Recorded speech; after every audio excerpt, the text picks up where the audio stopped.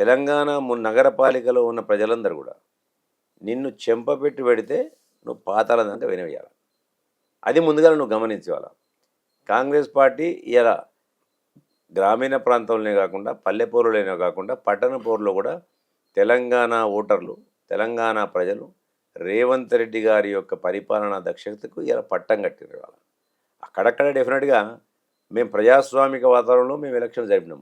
మీ మాదిరిగా అధికారాన్ని దుర్వినియోగానికి పాల్పడి చేస్తే మీరు ఒక్కడ కూడా ఆయనతో ఒకటి రెండు కూడా గెలకపోదు. మీరు ప్రజాస్వామ్యానికి కట్టుబడి ప్రజాస్వామ్య విలువలకు లోబడి భారత రాజ్యాంగ స్ఫూర్తితోని ఇలా ప్రభుత్వం నిష్పక్షపాతికంగా ఎలక్షన్లు నిర్వహించింది. అలా అందులో భాగంగానే మీరు 10 చోట్లలో 12 చోట్లలో గెలిచారు. గజ్వేల్ని గెలిచడం మాకు కష్టమా?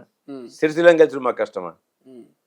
మీరు చేసినట్టు మీరు చేసిన ఏదో పనులను మేము చేస్తే సిరిసిల్లలో మీరు పోయినసారి మున్సిపల్ ఎలక్షన్లు ఏం చేసిండ్రు? కాంటెస్ట్ చేసే క్యాండిడేట్ ఇళ్ళ వచ్చి కొట్టిండ్రు. వాళ్ళు అన్నిసార్లు అటాకులు చేయించారు వాళ్ళను. ఇవాళ ఏం చేసారు మేము? ఆ రోజు ఉన్న క్యాండిడేట్లు కూడా ఇది హ్యాపీగా తిరిగి ప్రచారం చేసుకున్నారు వాళ్ళు. ఓకే, మేము ఎటువంటి ఆటంకం కలిగించాలి. ఎందుకంటే ప్రజాస్వామ్యానికి మారు పేరు కాంగ్రెస్ పార్టీ. ఈ దేశానికి స్వతంత్రం తెచ్చింది కాంగ్రెస్ పార్టీ, రాజ్యాంగం ఇచ్చింది కాంగ్రెస్ పార్టీ. కాబట్టి రాజ్యాంగాన్ని అమలు చేసేది కూడా కాంగ్రెస్ పార్టీ. ఇక్కడ మేము ప్రభుత్వం ఉన్నాం కాబట్టి రాజ్యాంగాన్ని తూచా తప్పకుండా అమలు చేస్తాం. అది కాంగ్రెస్ పార్టీ యొక్క నైజం. మీ ప్రేలాపలన్నీ కూడా పిచ్చి ప్రేలాపలు, చేతగానితనానికి నిదర్శనాలు అవన్నీ. అంతే తప్ప ఇవాళ మీరు చెంపపెట్టు మీకు చెప్పు దెబ్బ కొట్టి రియాలి. తెలంగాణ పురపాలికలోని ప్రజలందరినూ మేము చెప్పు దెబ్బ కొట్టి రియాలి. దాన్ని గమనించండి ముందుగా మీరు. ఓకే, సో ఏం చెప్తారు? కల్వకుంట్ల కవిత సింహం గుర్తు మీద ఒకటి గద్వాల జిల్లాలో ఒడ్డేపల్లి దగ్గర ఒక మున్సిపల్ చైర్మన్ పదవిని సొంతం చేసుకున్నట్టుగా చర్చ జరుగుతుంది. బట్ అక్కడ వాళ్ళేమో కవితకు మాకు సంబంధం లేనట్టు, బట్ సెకండరీ. బట్ కవిత బలపరిచిన అభ్యర్థులు అనేది ఒక చర్చ జరుగుతుంది. దీని మీద కామెంట్ చేస్తారా? ఇప్పుడు అతనే చెప్పిండు కవితకు మాకు సంబంధం అనేది, యాదృచ్ఛికంగా అక్కడ పోతామే కలిసింది. ఇప్పుడు చాలామంది ఆశావాదులు టికెట్ రానప్పుడు ఎక్కడొక్కడ కూడా వాళ్ళు అప్రోచ్ అవుతుంటారు. చాలా ప్రాంతాలు సిరిసిల్ల కూడా కొంతమంది నా పార్టీ టికెట్ ఆశించాము, ఇవ్వలేదు. AIF all India forward bloc నుంచి సింహం కూడా తీసుకొచ్చుకున్నారు. దానికి ఒక క్రేజీ ఉన్నది. చాలామంది ఇండిపెండెంట్లు టికెట్ రాకుంటే పోటీ చేసిన వాళ్ళు దాని మీద గెలిచిండ్రని. ఇప్పుడు రామగుండ మీరాల కొందరు గెలిచిండ్రు, అతనే కరీంనగర్లో కొంతమంది పోటీ చేసినారు, ఇక్కడ కొంతమంది గెలిచి ఉంటారు. ఆమె అప్పట్లో అన్నది మేము జాగృతి ఏబి కలిసి పోటీ చేస్తామన్నట్టు ఇది అన్నది. ఆమె గుర్తును వాడుకొని పోటీ చేస్తా అన్నట్టు. కానీ అంత మాత్రాన వాళ్ళైతే చాలా క్లారిటీగా చెప్పిండ్రు. ఇక దాని గురించి చర్చ కూడా అనవసరం అని నేను అనుకుంటున్నాను. ఎందుకంటే ఆమె కూడా నా క్యాండిడేట్ ఆమె చెప్తాను నేను అనుకోని వాళ్ళ ప్రెస్ మీట్ పెట్టబోతున్నా. ఇక బీజేపీ విషయానికి వస్తే ఏం చెప్తారు? బీజేపీ ఒక కరీంనగర్లో తప్ప కార్పొరేషన్ నిజామాబాద్ ఇంకా డైనమాలో ఉన్నది. సో ఇంకా ఇంకొన్ని చోట్ల అసలు బోనియా కూడా కొట్టలేదు, కనీసం లీడ్లో కూడా లేనటువంటి పరిస్థితి. ఇక మున్సిపాలిటీలో అయితే ఒక్క చోట కూడా బోనియా తెరవలే. బట్ రామచంద్రరావు మాత్రం అర్బన్ నక్సలైట్లు, కాంగ్రెస్, ఎంఐఎం ఇవన్నీ ఒకటై బీజేపీని ఓడించింది అనేది రామచంద్రరావు స్టేట్మెంట్. మీరు ఏకీభవిస్తారా? ఇప్పుడు రామచంద్రరావు మాట్లాడినా ఇంకెవరు మాట్లాడినా రాజకీయంగా వాళ్ళు మాట్లాడతారు అంతే తప్ప ప్రజాస్వామ్యంలో అందరూ వారి వారి యొక్క స్వేచ్ఛాయుతంగా మసులుకోవడానికి ఆస్కారం ఉంది. వాళ్ళ నువ్వు కూడా హిందూ మతం గురించి అంత గట్టిగా మాట్లాడిస్తున్నట్టు ఏంటిది? కొందరి మనోభావాలను దెబ్బతీస్తున్నావు కదా. కానీ ప్రజాస్వామ్యంలో నీ మతాన్ని నువ్వు సమర్థించుకుంటావు, నీ కులాన్ని నువ్వు సమర్థించుకుంటావు. అంత మాత్రాన వైషమ్యాలు పెంచొద్దు అనేదే ఒక కులం మధ్యలో కానీ మతం మధ్య కానీ వైషమ్యాలు పెంచకూడదు అనేదే భారత రాజ్యాంగం చెప్తుంది. అలా నీ మతాలను నీ కులాలను అన్నింటిని గౌరవించుకుంటూనే ఎదుటివాడిని కూడా గౌరవించు, వైషమ్యాలకు తావివ్వకూడదని భారత రాజ్యాంగం చెప్తుంది. అలా నువ్వు ఇలా నీ ఓటు బ్యాంకు పెరిగిందా ఇది పెరిగిందా అనేది అది చెప్పుకుంటూ వస్తుంది. అలా నీ ఓటు బ్యాంకును చూసుకున్నట్టయితే వాస్తవంగా కొన్ని చోట్ల పెరిగి ఉండొచ్చు. ఇలా కరీంనగర్ లాంటి ప్లేస్లో ఇలా భరాస భాజపాకి పోయింది. వాళ్ళు చీకటి ఒప్పందంలో భాగంగా చేసిన వాళ్ళే కదా. ఓకే, భరాసాది భాజపాకి పోయింది, చీకటి ఒప్పందంలో భాగంగా వాళ్ళు పెట్టుకున్నారు, అడిగిపోయింది. కానీ ఎక్కడ కూడా వాళ్ళు ఒక బెంచ్ మార్క్ దాటి రాలే, ఇది మ్యాజిక్ ఫేర్కి రాలే. అక్కడ వచ్చినా కానీ ఇండిపెండెంట్ ద్వారా వచ్చింది. వాళ్ళ ఇక్కడ వచ్చిన నిజామాబాద్లో వచ్చినా వాళ్ళు ఇండిపెండెంట్తో కూడా చేసుకోలేరు. వాళ్ళ బండి సంజయ్ కానీ అరవింద్ కుమార్ కానీ మాటలు కోటలు దాటుతాయి, చేతలు తంగలు దాటేయాలి. ఏ ధర్మం డబ్బులు పంచమని చెప్పింది? బండి సంజయ్ ఎక్కడ పడితే అక్కడ డబ్బులు పంపిస్తాడు ఇలా ఓటర్లను కొనుగోలు చేసుకోమని చెప్పి. ధర్మం మతం హిందూ ధర్మం ప్రకారం మనందరూ ఓట్లేయాలి కదా. మన హిందూ ధర్మం డబ్బులు కొనుక్కోమని చెప్పిందా? భారత రాజ్యాంగంలో ప్రజాస్వామ్యంలో ఓట్లు కొనుక్కోమని చెప్పిందా? నువ్వు మాట్లాడే ముందు కొంచెం వెనక ముందు మాట్లాడాలి. ఎందుకంటే అర్బన్ నక్సలైట్ నీకు వ్యతిరేకంగా మాట్లాడిన ప్రతి ఒక్కరు అర్బన్ నక్సలైట్స్ అయినా నా పార్టీ సిద్ధాంతాన్ని నేను చెప్పుకుంటా, నీ పార్టీ సిద్ధాంతం అంటే నీ పార్టీ నాకు నచ్చకున్నా నీ పార్టీని చెప్తే నా అర్బన్ నక్సలైట్ లేదా? అనేకమైన రాజకీయ పార్టీలు ఉంటాయి. రాజకీయంగా అనేక మందికి అనేకమైన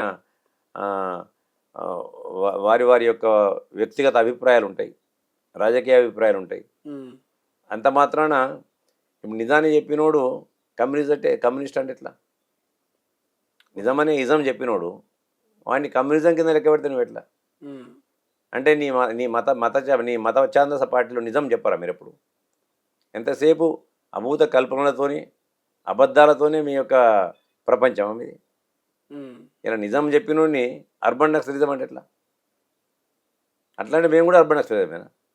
నిన్ను విమర్శించినందుకు మేము కూడా అర్బన్ నక్సలిజమేనా? అది తప్పుడు విధానం. వాళ్ళ ఆలోచన విధానానికి అది సరికాదు. కేవలం రాజకీయ లబ్ధి కోసము, రాజకీయ ప్రాప్తి కోసము వారు మాట్లాడుతున్నారు తప్ప బీజేపీ అనేదానికి ఈ రాష్ట్రంలో ఎక్కడ కూడా ఛాన్స్ లేదు. ఏదో కొన్ని సందర్భాల్లో వాళ్ళు గెలిచి ఉండొచ్చు, కొన్ని ఆవేశపూరితమైన క్షణాల్లో వారికి ఓటు వేసి ఉండొచ్చు, ఓకే, ఏది ఎంపీ ఎలక్షన్లప్పుడు వేసి ఉండొచ్చు. కానీ తర్వాత వాళ్ళ స్థానం ఎక్కడిది? చాలాసార్లు వాళ్ళు పోటీ చేయలేని పరిస్థితుల్లో ఉంటారు. వాళ్ళు 1-2 ఎమ్మెల్సీలు గెలిచినంత మాత్రాన, ఇవాళ 20 కార్పొరేటర్లు గెలిచినంత మాత్రాన మేము చాలా ఎక్కువ అనిపించుకునేది వాళ్ళ యొక్క రాజకీయ అవగాహన రాహిత్యానికి నిదర్శనం అని నేను భావిస్తున్నాను. ఫైనల్గా ఒక మాట, అంటే సిరిసిల్లలో కాంగ్రెస్ ఓడిపోయినప్పటికీ రాష్ట్ర వ్యాప్తంగా కాంగ్రెస్ పార్టీ ఒక మార్కును చూపించింది, మీ హవాను కంటిన్యూ చేసింది. సో ఇటువంటి కాంగ్రెస్ పార్టీ మీద ప్రజలు నమ్మకం పెట్టుకున్నారని ఒక చర్చ జరుగుతున్నది. లేకపోతే ఇంత మంచి మెజారిటీతో గెలుపులు సాధ్యమయ్యే పని కాదు. సో మహేందర్ రెడ్డి గారు ఫీలింగ్ ఏంటి? అంటే మా కాన్స్టిట్యున్సీలో ఓడిపోయినప్పటికీ రాష్ట్రం అంతా గెలిచినటువంటి ఒక సంతోషంతో ఉన్నారా, లేకపోతే బాధలో ఉన్నారంటే ఏం చెప్తారు? నేను బాధతో కూడిన సంతోషంలో ఉన్నాను. ఎందుకంటే కాంగ్రెస్ పార్టీకి యనుమల రేవంత్ రెడ్డి గారి యొక్క పరిపాలనా దక్షతకు ప్రజలు కట్టిన పట్టం ఇది. పురపోరు, అసెంబ్లీ పోరు నుంచి మొదలుకుంటే పల్లెపోరు, ఇలా పురపోరు, ఓకే, అన్ని వర్గాల వారు కూడా ఈరోజు రేవంత్ రెడ్డి గారి యొక్క పరిపాలనా దక్షతకు పట్టం కట్టినట్టు. మొన్న జరిగిన పల్లెపోరు, ఓకే, ఇలా జరిగిన పట్టణ పోరు. ఆ ప్రజలు ఈ ప్రజలు పట్టణాల్లో ఎక్కువ మంది ఎవరు ఉంటారు? విజ్ఞానవంతులు ఉంటారు, చదువుకున్న వాళ్ళు. పల్లెల్లో ఉండరని నేను అంటలేను. ఉద్యోగ రీత్యానో వ్యాపార రీత్యానో ఇక్కడికి వచ్చిన వాళ్ళు ఎక్కువ మంది ఉంటారు. అంటే పల్లెల్లో జరిగిన కర్షకులు, ఈ పట్టణాల్లో ఉన్న విద్యావంతులు, ఉద్యోగులు, అన్ని వర్గాల వారు కవర్ చేయాలి. ఆడ కార్మికులు, ఇక్కడ కర్షకులు, ఇక్కడ ఉద్యోగస్తులు, విద్యావంతులు, వ్యాపారులు, వీళ్ళందరూ కూడా కలిసి మిళితంగా అన్ని వర్గాల ప్రజలు సబ్బండ వర్ణాలు ఇలా రేవంత్ రెడ్డి గారి యొక్క పరిపాలనా దక్షతకు పట్టం కట్టినని చాలా సంతోషంగా ఇలా కాంగ్రెస్ పార్టీ శ్రేణులే కాదు తెలంగాణ ప్రజలు ఉన్నారన్న దానికి. గత ప్రభుత్వం అనేకమైన అవినీతి అక్రమాలకు పాల్పడి ఇలా తెలంగాణ రాష్ట్రాన్ని అప్పుల కుప్పలు చేసినప్పుడు కూడా ఇచ్చిన మాటను నిలబెట్టుకోవడానికి ప్రజా సంక్షేమ పథకాలను ముందుకు తీసుకెళ్తున్న విధి విధానాన్ని, ఆయన యొక్క కార్యదక్షతను చూసి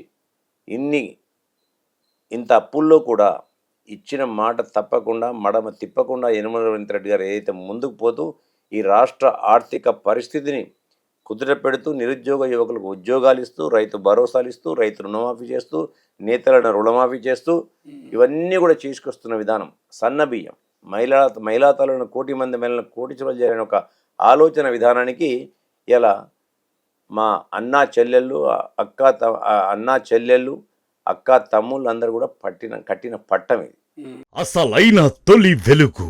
ఫాలో వాట్సాప్ @తొలి వెలుగు official.